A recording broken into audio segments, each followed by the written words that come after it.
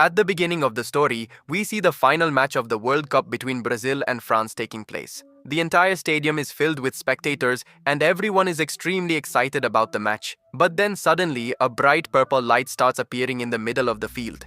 In just a few seconds, that light starts taking on an even more dangerous form. No one present in the stadium can understand what is happening. Then, some soldiers emerge from inside that light. These were not ordinary soldiers. These people had come from the future, that is, from the year 2051. There was also a female soldier with them named Lieutenant Hart. She tells the whole world that in the year 2048, a terrifying alien species will attack Earth, and within just 3 years, almost all of humanity will be wiped out. She says that in the future, the human population has become so small that they cannot win this war alone. Therefore, they need the help of people from the present time.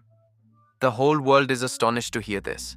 The millions of people present in the stadium and those sitting in front of the TV become completely silent. During this time, we see a man named Dan Forrester. Dan is a biology teacher at a high school, but he never liked this normal teaching life because he was once an experienced commander in the American Army. He still remembers the life on the battlefield. Dan was living a simple life with his wife Amy and young daughter Murray. But somewhere inside, he always had the feeling that he wanted to do something much bigger than this. That's why he was constantly trying to get a job in various research labs. His dream was to combine science and military experience to do something that would change the world. But every time, he only faced rejection. This was the reason Dan was becoming quite frustrated inside. That evening, Dan was watching the same football match on TV with his family. Just then, the announcement from soldiers who came from the future shook the entire world. After this event, fear and chaos spread throughout the world. The major countries of the world come together to form a joint military force. It is decided that, if necessary, civilians will also be sent to this war. But many people start opposing it because many people had been sent to the future before and none of them returned. Over there, Dan notices in his classroom that the children are not interested in studying at all, and this was somewhat true, because if the whole world is going to end in a few years, what is the point of studying? Just then, Dan receives a message on his phone from the American military. It states that he has been selected to be sent to the future. Dan is not happy reading this message, but he has no other choice. So after school ends, he reaches the military base. There, various tests are conducted on his body first. Then he is seated in front of a large machine. His hand is placed inside the machine. Suddenly, he starts feeling intense pain in his hand because the machine is inserting several small needles under his skin. Dan writhes in pain. Just then, a commander tells him that a special tracking device is being implanted in his hand. This device contains an extremely powerful GPS system, which will allow the control room to track his every movement even after he goes to the future. After this, a female commander tells Dan another shocking thing. She says that according to the records, Dan will die in the year 2030. That means he only has a few years left. Hearing the date of his death, Dan becomes completely silent for a while. He doesn't understand what to say. Somehow, he composes himself and returns home to tell Amy everything.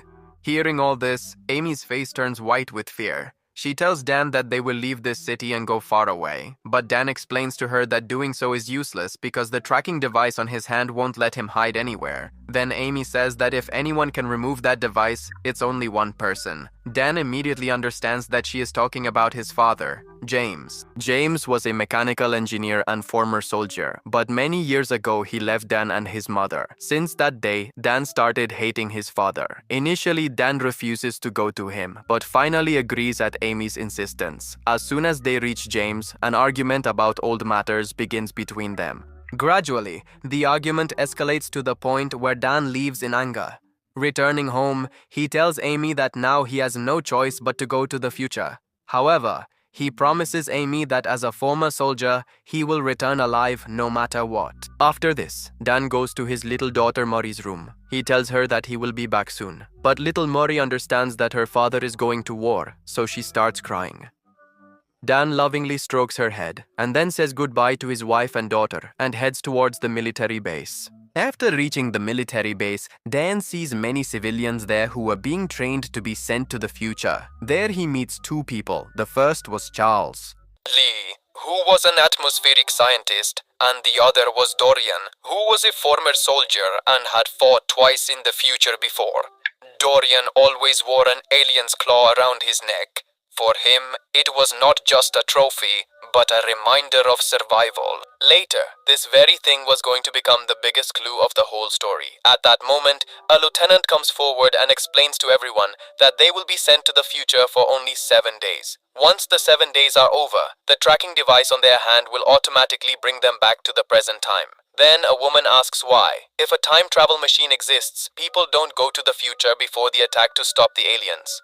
The lieutenant replies that the aliens are so intelligent that their exact location has not been discovered yet. In fact, there is very little information available about them. It is only known that in the year 2048, they started the attack from some northern area of Russia and then gradually spread throughout the world. He further explained that this time machine has been created with great difficulty. That is why they can only travel within a limited timeline for now. When someone asks what the aliens look like, the lieutenant simply says that anyone would tremble with fear upon seeing them. As soon as this is heard, silence falls over the entire hall. Suddenly, a siren starts blaring. It means the time to go to the future has arrived. In just a short while, everyone begins to enter the glowing purple light, the wormhole. But at that very moment, an alarm goes off in the control room.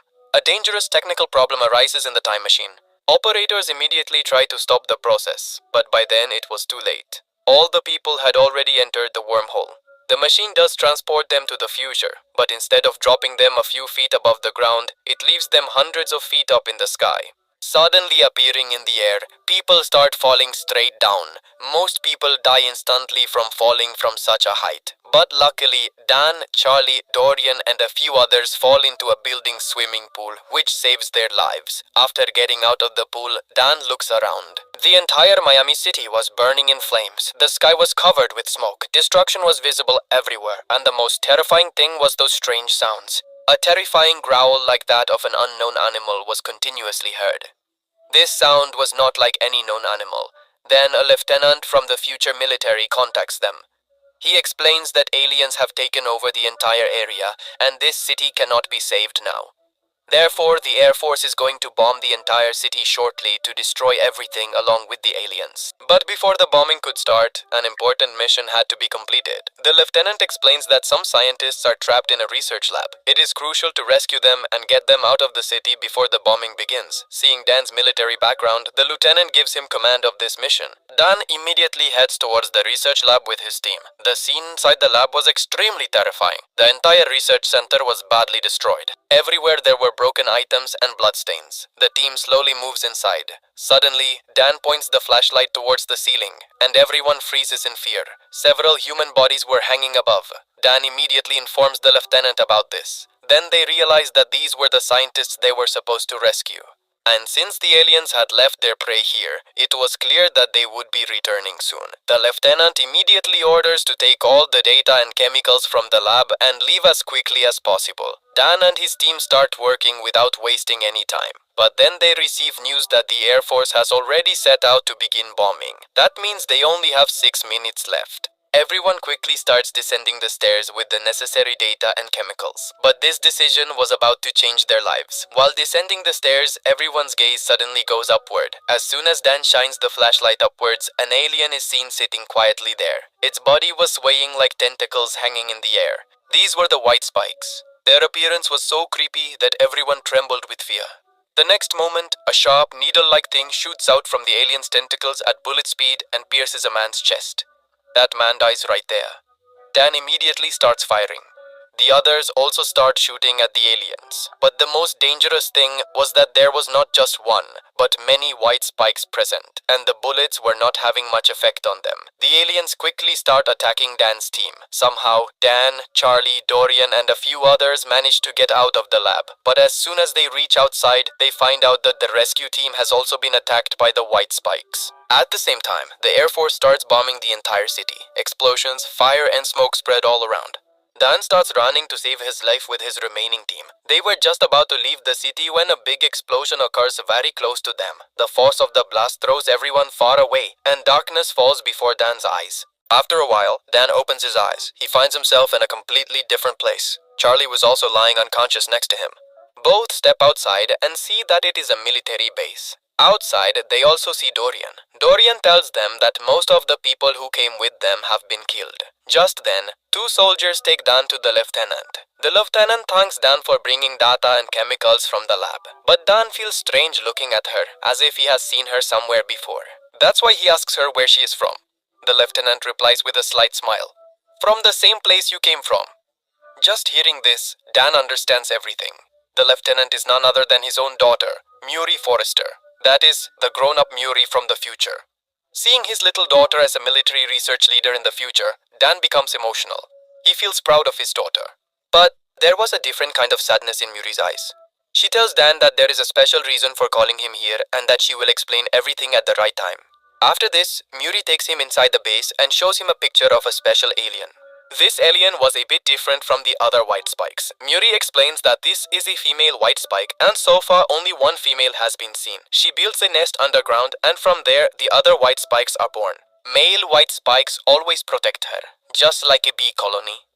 Murray further explains that scientists have prepared a toxin that can kill male aliens, but the female is so powerful that the toxin does not affect her. Therefore, their plan now is to capture the female alive and bring her to the lab so that by studying her body, they can create a toxin that can kill her too. If the female dies, the entire species of white spikes can be eradicated. Murray wanted Dan to help her with this mission. After a while, their entire team boards the helicopter and heads towards the female white spike's nest. On the way, Dan sees that the white spikes have spread all over the world. They were ruthlessly killing and eating every living thing. Then Murray explains that in the year 2048, these creatures suddenly emerged from an island in northern Russia. No satellite had seen them coming from the sky. No spaceship was found either. In just 3 years, they took over the entire world. They had no purpose, no demands. They were just hungry, and every living thing on Earth was just food for them. Here, a very important point arises. These aliens did not come from the sky. There was no spaceship either. So then, where did they actually come from?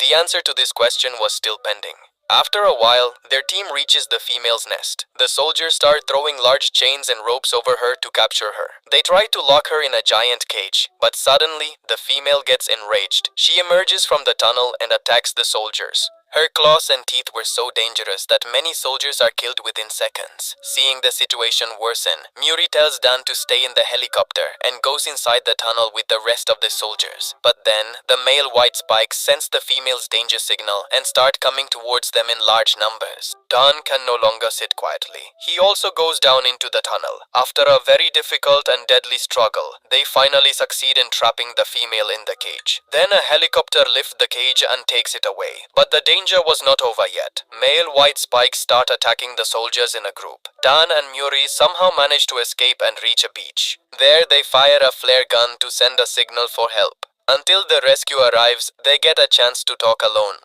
Then Dan asks Murray that he was told he would die 7 years later. He wanted to know how that happened and what happened with Amy and Murray afterward. Hearing this question, Murray's eyes fill with tears. She tells him that Dan was broken inside because he couldn't achieve his dream job. When Murray was 12 years old, Dan left Amy and Murray. However, despite everything, Amy always believed that Dan was a good person. But when Murray turned 16, Dan died in a car accident. While saying all this, Murray says, "Now you know the truth. Try not to make the same mistake again, because I don't want to lose you." Hearing his daughter's words, Dan completely breaks down. He can't believe that he will change so much in the future. A little while later, the rescue helicopter arrives there and takes them back to the base. Dan and Murray reach the last research base in the middle of the ocean with the female white spike. This was the last major research center for humans, where soldiers and scientists from different countries around the world were working together. The female alien is bound with heavy chains and given a sedative injection every hour to keep her under control. After this, Murray starts continuous experiments on her blood. Gradually, 6 days pass since Dan arrived in the future. The next day, he had to return to the present, so he also starts helping Murray. All night, both father and daughter together keep testing different toxins on the female's blood. And finally, in the morning, their hard work pays off. They create a toxin that the female white spike could have killed it. But at that very moment, the female white spike suddenly wakes up. Along with this, alarms start ringing throughout the research base because millions of male white spikes were crossing the ocean to save the female. The scariest thing was that they could swim extremely fast, not only on land, but also in water. Their numbers were so large that stopping them was almost impossible. In just a short time, many white spikes entered the research base. Meanwhile, the countdown for Dan to return to the present time had also begun. He had only a few minutes left. Then Mori finally tells him the real reason for bringing him there. She says that in the future, the number of aliens has increased so much that the toxin they have is not enough. So she wants Dan to take this toxin back to the present and work with scientists there to produce it on a large scale. Because in the present time, there are still resources and time.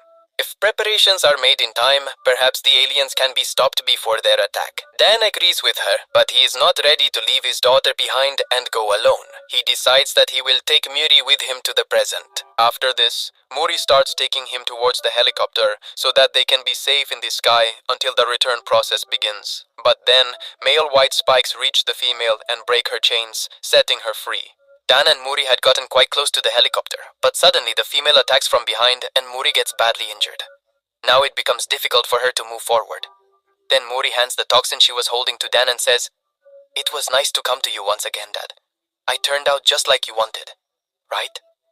There were tears in her eyes. She further says, "I love you, Dad." Hearing this, Dan's eyes also fill with tears. In fact, Muri had realized that perhaps she wouldn't survive now.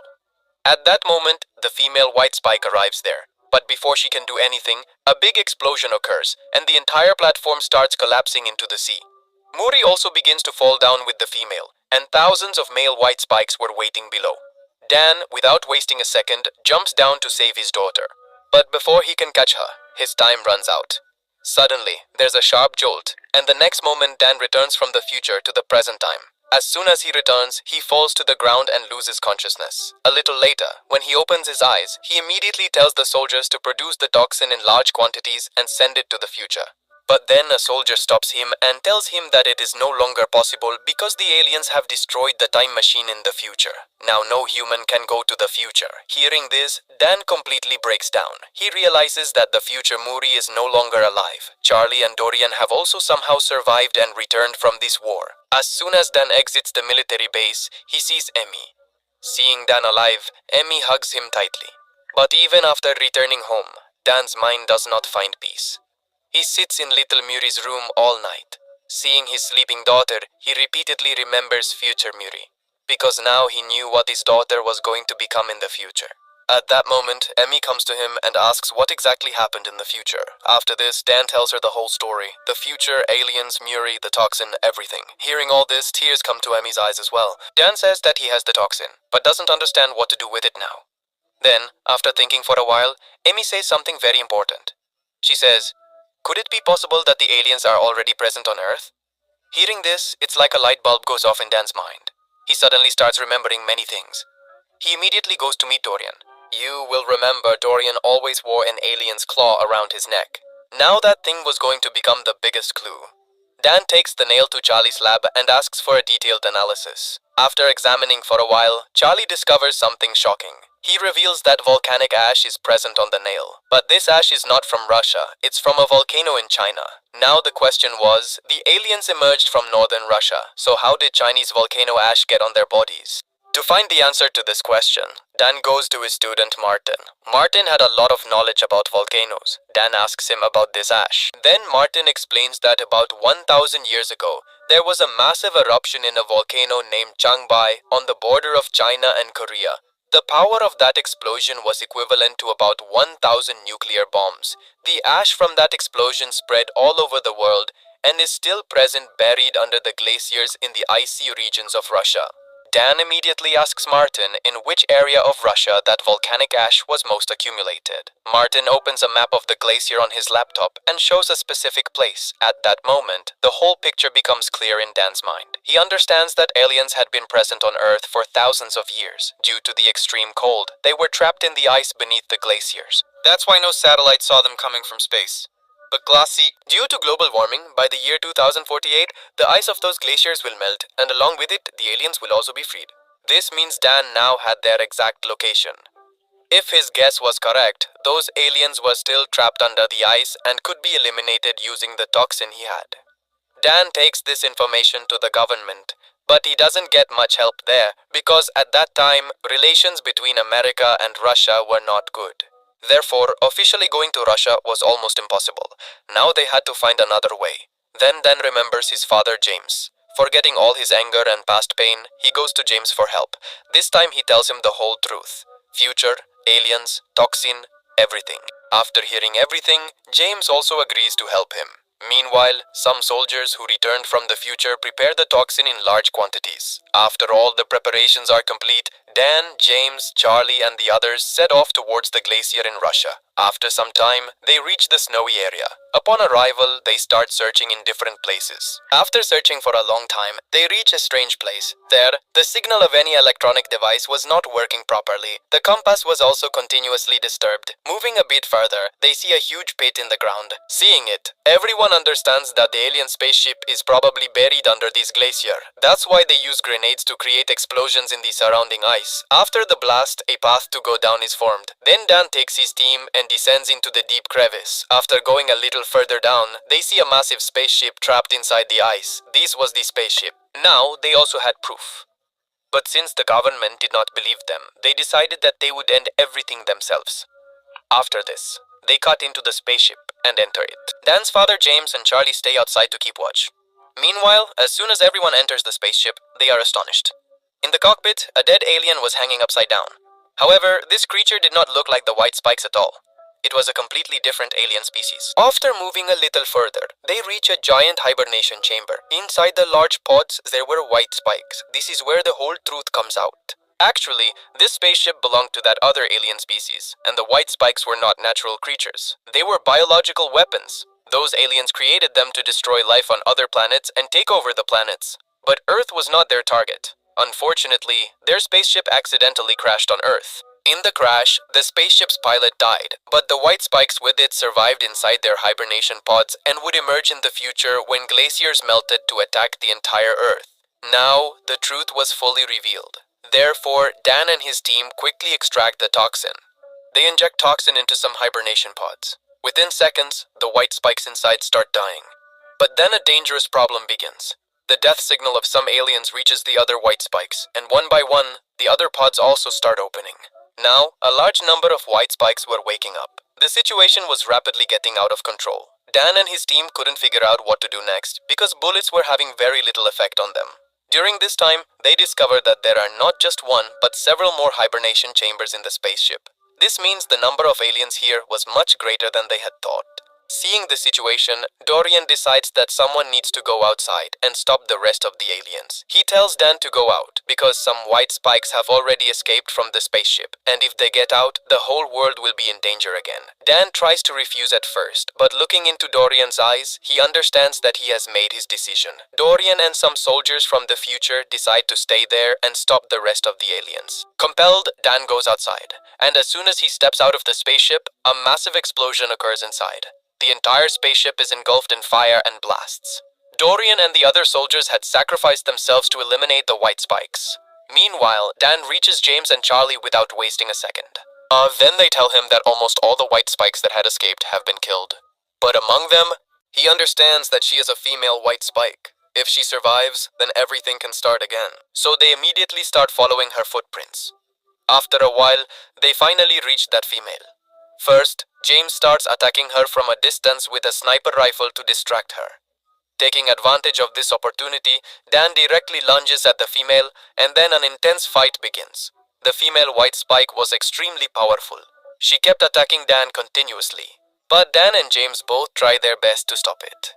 After a lot of struggle, Dan finally injects the toxin into its body when he sees an opportunity. The toxin starts to take effect. The female's hand slowly begins to dissolve, but this creature was so intelligent that it cuts off its own damaged hand. Now the situation had become dangerous again. It seemed that perhaps the toxin would not be able to kill it completely. At that moment, James decides that he will sacrifice himself so that Dan can be saved. But Dan had already lost his daughter in the future. Now, he did not want to lose his father in the same way, so he attacks the female again with all his strength. This time he had the last dose of toxin left. Dan firmly grabs the female and injects the last toxin into her neck. Within seconds, the toxin starts to take effect rapidly. The female's head and body start to dissolve. She begins to scream loudly in pain. Then Dan delivers a powerful kick, sending her into the nearby deep ravine. As soon as it falls down, its body is completely destroyed, and with this, the threat of the white spikes is eliminated forever. In other words, they had finally won this war. Dan was successful in saving not just his family, but the entire world. After this, Dan, James, and Charlie lie down on the snow and breathe a sigh of relief. Meanwhile, their entire mission footage goes viral on the internet. People all over the world learn about their bravery. Sometime later, Dan returns home. But this time, he was not alone. His father James was with him. That means the anger and distance between them for so many years were now over. And most importantly, Dan now knew the truth about the future. He knew what would happen if he left his family. Therefore, he had now decided that he would never make the same mistake again. He would always stay with his wife and daughter. With this, the story ends. And finally, humanity is saved from a threat that could have destroyed the entire world in the future.